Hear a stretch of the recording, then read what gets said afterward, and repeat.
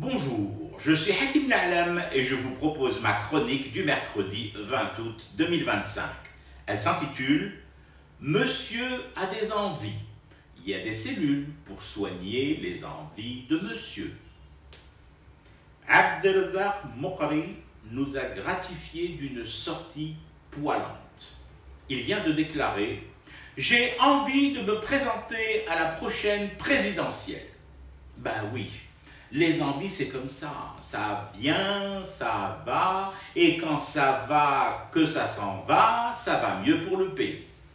En même temps, saluons la confiance qu'il place en nous faisant des confidences sur ses envies.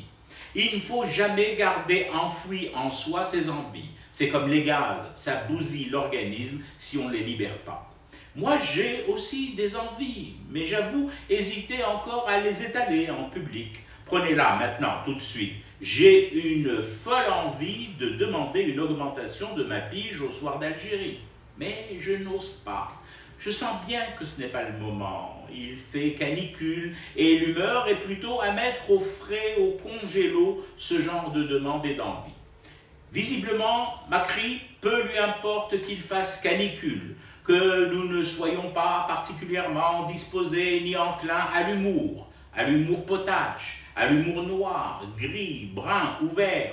Fille de toutes ces précautions, il y va le frérot, il se lâche, l'ex-président de Hamas et du bureau local de l'AKP turc. Il affiche ses envies, sous notre nez, de bon matin. Ce genre d'affichage des envies, ça pose tout de même un certain nombre de problèmes. Dès qu'elles sont exprimées, le souci premier est de savoir si la cellule de soutien psychologique à mettre en place d'urgence doit s'occuper de notre état mental à nous, les citoyennes et citoyens, à l'annonce de cette candidature, ou plutôt de l'état psychologique du candidat lui-même. Si c'est de lui dont il s'agit, si la cellule est destinée à son usage exclusif, ça va encore. Les psys peuvent le soumettre à une batterie de questions préalables au protocole de soins.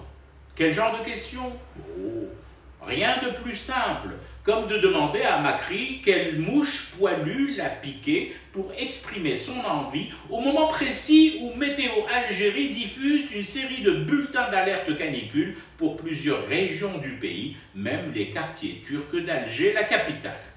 Y a-t-il un lien et un timing voulu? Est-ce que c'est concerté, synchronisé sur notre état d'énervement climatique? Ben oui, ce sont là des questions sensées, conçues par des experts en santé mentale. Lorsque ton t-shirt te colle aux aisselles, que ta gorge est sèche et que tu n'as plus l'ombre d'une bière au frigo à t'envoyer dans le gosier, tu n'as plus qu'une seule envie, arracher ton t-shirt et le reste de tes vêtements et sortir dans la rue nu danser le Heddaoui. L'imprévoyant Macri a-t-il seulement envisagé les effets forcément désastreux induits par l'expression brutale de ses envies présidentielles? Pourtant, c'est un grand garçon quand même, et docteur de son état en plus. Il doit savoir qu'à court de mousse et de pinard, nous sommes capables de nous rabattre sur le zombretto fait maison pour supporter ses envies folles.